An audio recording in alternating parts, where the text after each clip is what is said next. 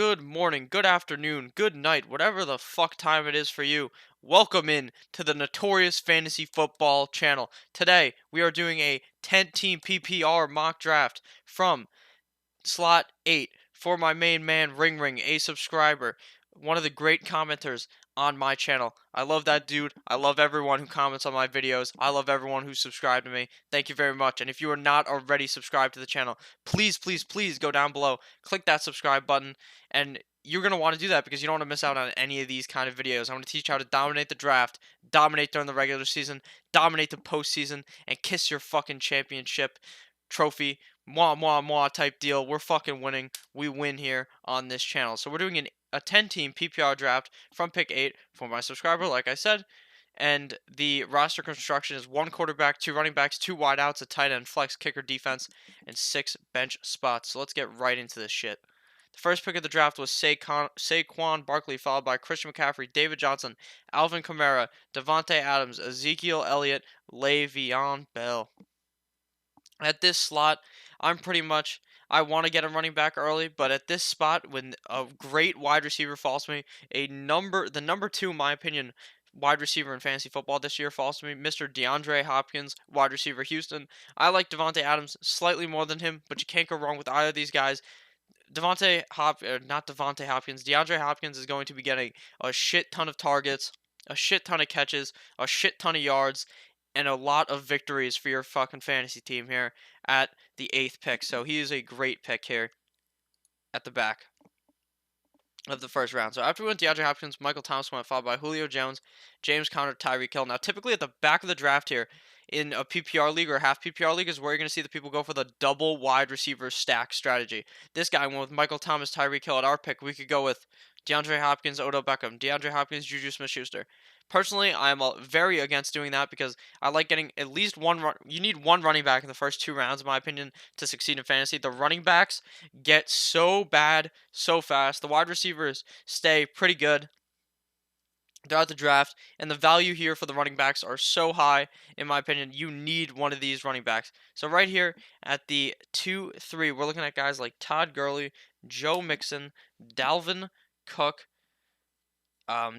Nick Chubb, Damian Williams, Melvin Gordon, all of those kinds of guys. So we're going to go with the best running back available, in my opinion. That is Joe Mixon. Now, the reason why I like Joe Mixon the best is because I think this year he's going to really have a true breakout season. Last year, he played amazing. This year, I think he's going to play even better. He no longer has that clown, Marvin Lewis, coaching him. He no longer has to deal with Jeff Driscoll being the quarterback towards the end of the year. Obviously, that doesn't have too much of an impact on him, but he's going to be getting better throws to him when he catches passes out of the backfield, and he does do that, so he's better in a PPR setting.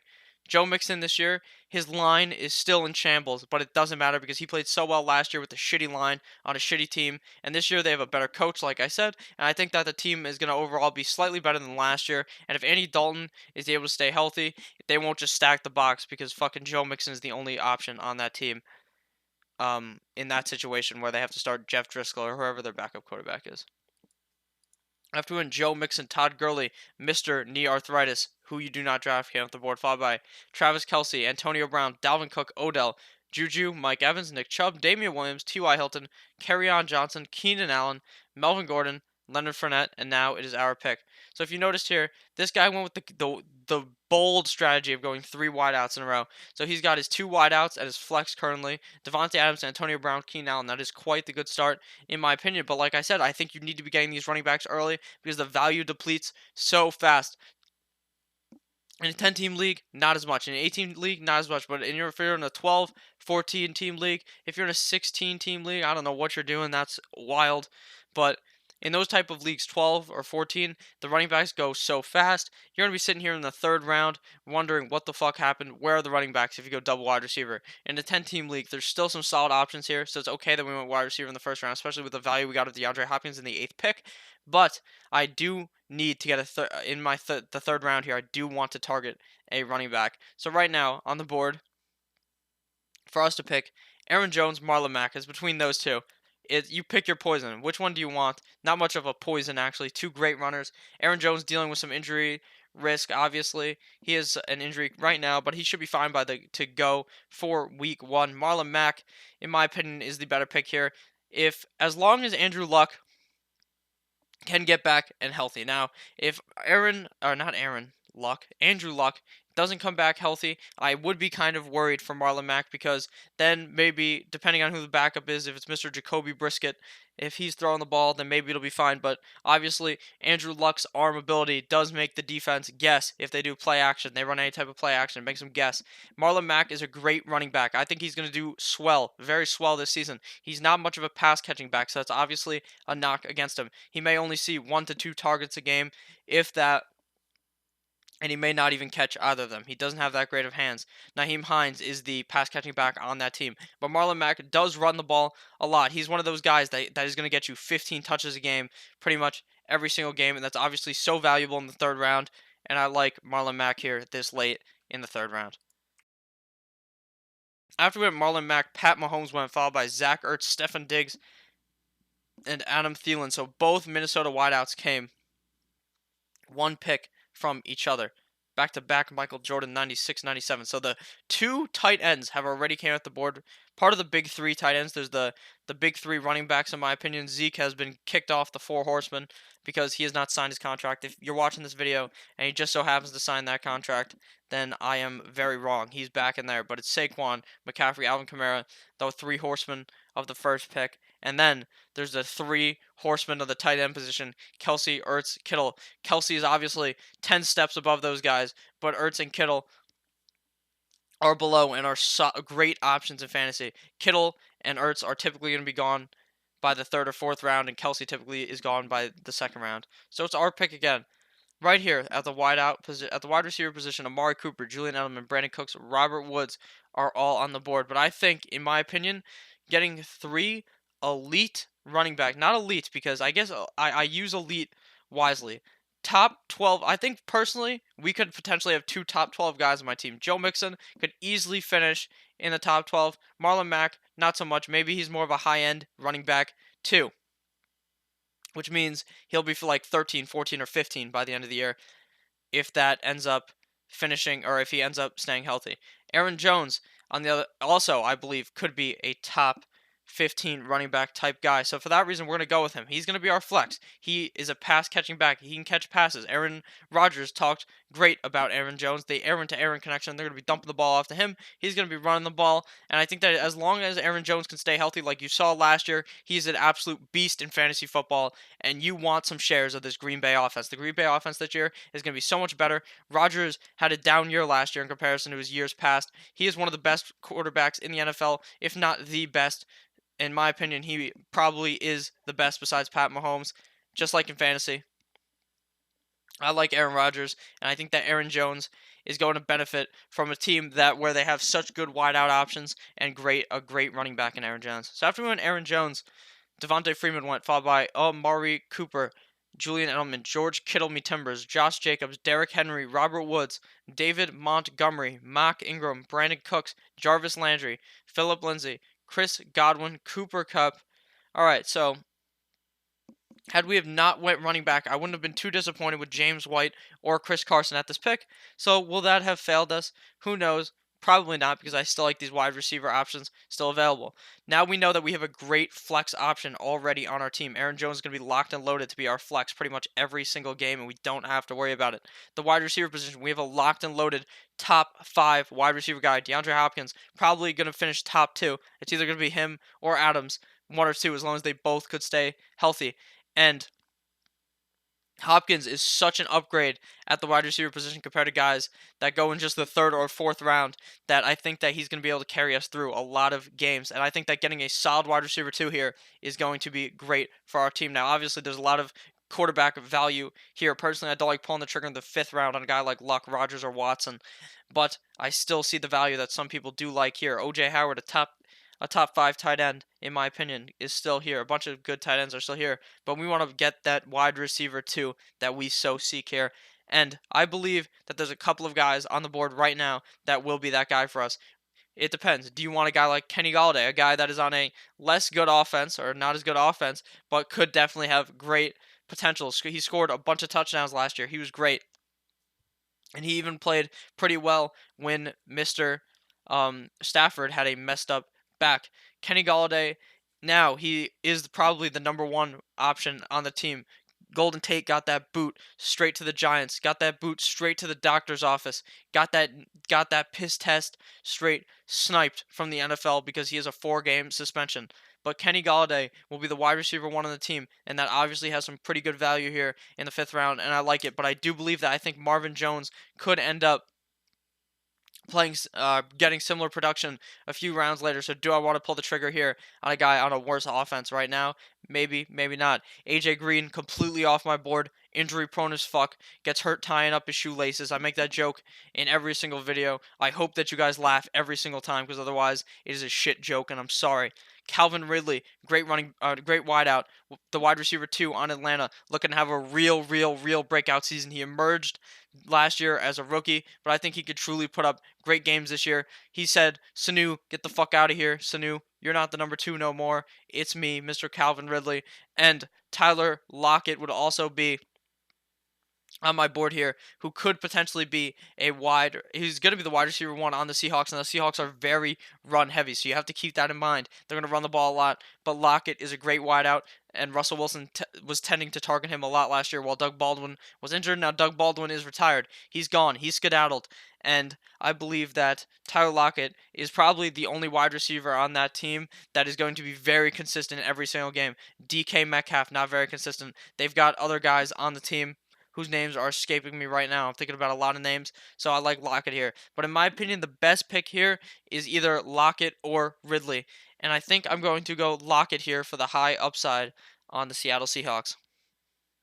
After we went Lockett, Galladay went, followed by Tyler Boyd, Sony Michel, James White.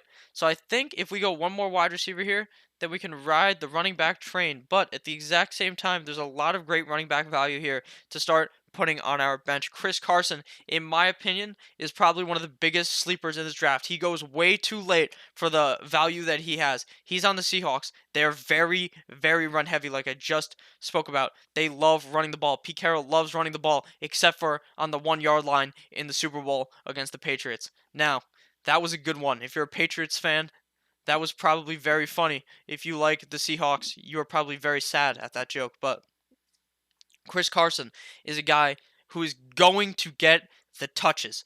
Whether he wins and stays as the running back 1 on that team. If he stays as the running back 1 on the team, he is going to be great. If he becomes the running back 2, he's going to be just good. Just the same thing with Penny. Penny could potentially be great, but I think Chris Carson is probably going to hold that job and lock down a potential top 12 running back in fantasy in the 6th round is fucking crazy banana lands back here. So we're going to go Chris Carson here. Chris Carson's a guy I love having on my team. Him or Penny, I want on every single fantasy team. After we went Chris Carson, AJ Green went, followed by Andrew, calf strain, Luck, followed by Calvin Ridley, Alshon Jeffrey, Evan Ingram, DJ Moore, Kenyon Drake, Tariq Cohen, and then a quarterback run of Aaron Rodgers, Deshaun Watson, Baker Mayfield, then O.J. Howard, Lamar Miller, Mike Williams. Now, typically, you have to understand is at your at-home draft, a quarterback like Pat Mahomes may end up going in the 1st round or in the 2nd round. That's very typical. People like to get their quarterbacks early. A lot of teams like doing that. Personally, I don't like doing that. I don't believe in that, but a lot of guys do. They like to get that quarterback early, and that means that the value of running back and wide receiver as the draft goes on gets a lot better when guys are taking quarterbacks so early. A guy like Luck, Rodgers, Watson, Baker could end up going off the board before the 5th round comes to a close. Here, they made it all the way to the 6th and 7th round, but will that happen to your at-home league? Potentially not. The value at quarterback is pretty good right here with a guy like Matt Ryan, who, like I said, in every video I say this, he has 13 out of 16 fantasy football games he's playing in a dome, 11 straight. He plays against he's in one of the most heavy, and by pass heavy I mean most shootout heavy divisions in football. They play against it's New Orleans, the Falcons, Panthers, and Tampa Bay. They love going into shootouts, and Matt Ryan is going to play great in those 6 games. And he's going to play great in every game. He was the quarterback 2 last year in fantasy football. He's being very slept upon, and in the 7th round, I love taking Matt Ryan here. After we selected Matt Ryan, Hunter Henry went off the board, followed by Drew Brees, Tevin Coleman, Rashad Penny. Had I known Matt Ryan would have fallen this far down to the draft board, instead of Lockett, I may have went Ridley so that you could stack a quarterback and wide receiver. Stacking is not just for daily fantasy. You can stack on your team, and it will work out pretty well if you get a great quarterback and a great wide receiver. Like a guy like if you somehow stack, if you can get Rodgers and Devontae Adams, that is a fucking godlike stack in fantasy football. Harder to pull off than a Matt Ryan and Calvin Ridley stack or a Matt Ryan and Julio Jones stack. So, at the running back position, there are still some solid running backs available, and we are going to have to wait quite a long time after we make this pick to pick again. So, the tight ends, I'm not too high on Jared Cook. I like Jared Cook, but I don't necessarily love him, and I'm not set upon picking him here, and we're just going to hope Vance comes back to us. So, we are just going to go either running back or wide receiver here. Let's see. Pettis. All right, let's see how many running backs we have. We have 1, 2, 3, 4 running backs and just 2 receivers. So we're likely just going to go wide receiver here and go with a breakout candidate. A guy I like a lot. A guy that the fantasy community loves sucking off, and that's Mr. Dante Pettis. Dante Pettis last year played pretty well in the games he was playing with Jimmy Garoppolo. And then Jimmy Garoppolo got hurt. He played pretty good with Nick Mullins. Now with 2 years under his belt in a quite the complicated offense, in my opinion, to figure out. Dante Pettis said he couldn't figure it out last year. He didn't know what routes to run. What the fuck am I, stupid or something? What routes to run? He's gonna be a monster this year, I believe. I think Jimmy Garoppolo is gonna turn it on, not be the best in fantasy, but be pretty great in this situation for throwing the ball to Dante Pettis. Obviously better than Mullins, and it's gonna be a huge upgrade for Pettis having a guy like Kittle on the field, who I think I don't think he could get as many yards as last year, but I think he could score more touchdowns. And I think that defenses are going to key in on Kittle, which is perfect for Mr. Pettis over here late in the draft. After we selected Dante Pettis, A-Rob came off the board, followed by Robbie Anderson, Austin Eckler, Christian Kirk, Darius Geis, Will Fuller, Jared Cook, Carson Wentz, Jordan Howard, Miles Sanders, Latavius Murray, Kyler Murray, the double Murray action, Darrell Henderson, Vance McDonald, and now it is our pick. So Vance McDonald did get certifiably sniped from us, so we will not be able to get the tight end that we wanted this late, which is A-okay, but I was looking forward to getting Vance McDonald on this team. So, now, let's see. But after we made our 8th round selection, there is one pick that really I want to talk about. That is Jordan Howard going ahead of Miles Sanders. I don't know in what world you would go Jordan Howard in front of Miles Sanders. Miles Sanders is looking like, according to what I've read, Miles Sanders is looking great in camp. He's looking like the clear running back one on the team. I like Jordan Howard's value because I don't know if they're going to be using Miles Sanders heavily the first couple of weeks, and if he's banged up, like reports have been saying, Jordan Howard may be great for 4-5 weeks. But then after that, it's going to be the Miles Sanders show, I believe, on Philly, the big Philly team, fly Eagles fly type deal. And I think that Miles Sanders is going to be pretty great this late in the draft. Another pick I want to talk about is Darius Geis. Now, Darius Geis is quite the pick because he is very confusing. He's like spinning it's like playing Russian roulette. You know how you have a revolver that shit has 6 bullets in it? It's like loading it with, instead of you put 1 bullet in, right? And you play Russian roulette, you're playing with 5 bullets and just 1 is keeping you good. Now, I think that Darius Geis could have all the potential in the world to be a top running back, but he's injury prone. Injured last year, injured coming into this year, and you don't want injured guys on your fantasy team, so that's why we avoid Darius Geis in fantasy football. So it's our pick. Now, I want to get some more running back depth onto this team. Now, we already have a bunch of running backs, but the running back depth is what's going to win you your league. You having 2 great running backs is going to be a key to winning in fantasy football. We already got a bunch of great running backs, but we're going to keep loading up on more because injuries do happen. So, we are looking at a guy like Kareem Hunt, who we're not looking at because he's suspended. You don't draft some guy who's suspended 9 games you don't even know has a role. Royce Freeman is probably the best look here. Now, it's Royce Freeman and Philip Lindsay on that team. A lot of people love Philip Lindsay. They love the story of an undrafted free agent making the Pro Bowl. This, that, the other thing. Fuck that. The story doesn't matter in fucking fantasy. The story that we're hearing is it's a 50-50 split between Ronald Jones and Philip Lindsay. I think Ronald Jones is really going to get the opportunity. Not Ronald Jones. Royce Freeman. I'm so sorry. Royce Freeman is going to get the opportunity to be the running back a lot of fantasy owners believed he would be the last year. I think he's going to do that this year, and I like Royce Freeman here. this late in the draft. After we went Rolls Royce Freeman, Larry Fitzgerald was picked, followed by the Chicago Bears defense, Geronimo Allison, and Kareem Hunt. So it just lightninged very loud, and by lightning I mean thundered very loud outside of my house. So I hope you did not hear that. But the Bears defense that early, you can't be doing that. Don't pick a defense until the last round. The value is not great. So let's see. Not too many good tight ends available. I noticed Eric Ebron is falling a lot more now because everyone figured out that Eric Ebron ain't the man that everyone thought he was. So don't be drafting Eric Ebron because even though Mr. Andrew Luck loves targeting those tight ends, now it's Eric Ebron. Now it's Jack Doyle, Mo Alley Cox. Fucking Jack Doyle was gone last year. That's why Eric Ebron played so well. Now with Jack Doyle back, I definitely don't think he's gonna put up anywhere near as good of numbers. So we currently have 1, 2, 3, 4, 5 running backs and 1, 2, 3 wide receivers. So we're going to load up and get one more wide out here. We are going to pick someone here that is kind of controversial here, and that's Mr. Sammy Watkins. A lot of people hate Sammy Watkins. Sammy Watkins, oh, he fucked my team 2 years ago. I'm not drafting him. Oh, this, oh, that, he's fat. What I fucking know is that Sammy Watkins was used heavily in the playoffs. When Kansas City wanted to win, when the Kool-Aid man Andy Reid wanted to win the games, he said, Sammy Watkins, you're going to catch a bunch of passes. And that's what he did. Sammy Watkins went for 100 yards, I believe, 2 games in a row in the playoffs. I think they're going to use him a lot like they did last year in the playoffs. And I think Sammy Watkins is a certified sleeper this late in the fucking drafts. Honorable mention, Marvin Jones, I like a lot. I think he could be great, just like Kenny Golladay this year. MVS, also like him as the wide receiver 2 in Aaron Rodgers' offense. And then I like D.D. Westbrook as the slot in Nick Foles' offense. Nick Foles loves the slot. He's a real slot guy.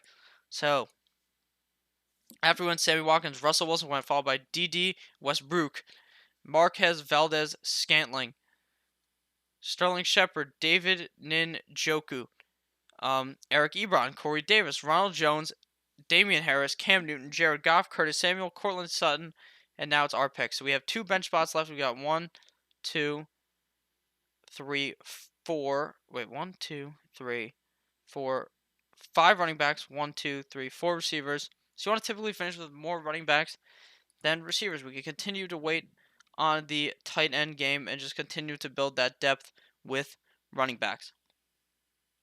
Now, there are a bunch of guys late in the draft that I like, and I believe that I honestly think that the computer will reach up and pick this guy if I don't select him. So I'm just going to do it now, and that is Justin Jackson. Justin Jackson's rising up the draft board so fucking fast. It's like a roller coaster. He's going straight up, and you know what we're going to see? His ADP is going straight up. If Melvin Gordon signs, it's going straight fucking down. But right now, Melvin Gordon did not sign that contract. Well, not sign the contract. He's just not fucking playing. He's holding out. He is in the doghouse right now. He ain't getting nothing. Fucking Melvin Gordon doesn't want to play. He wants a big contract, and the Chargers are not giving it to him right now. And if Justin Jackson gets 8 games as a potential as the running back, getting a bunch of touches on the Chargers, who likes using running backs, we know Justin Jackson from last year when Melvin Gordon was injured was getting a bunch of touches. So we already know what Justin Jackson can do, and he's a solid fantasy producer this late in the draft. And if Melvin Gordon is out for 8 games, like I said, great for Justin Jackson. If Melvin Gordon is out for 4 games, great for Justin Jackson. You can play him for 4 games. And if Melvin Gordon gets traded, gets sent away, then Justin Jackson's even better because he's going to be there playing 16 games as long as he doesn't get hurt. So we love Justin Jackson here. And I believe he's good. His ADP is around the 13th round, but he gets picked anywhere between the 10th and 13th round pretty much every single draft. So now we have 1 bench spot left, so likely here we're going to pull the trigger on our tight end.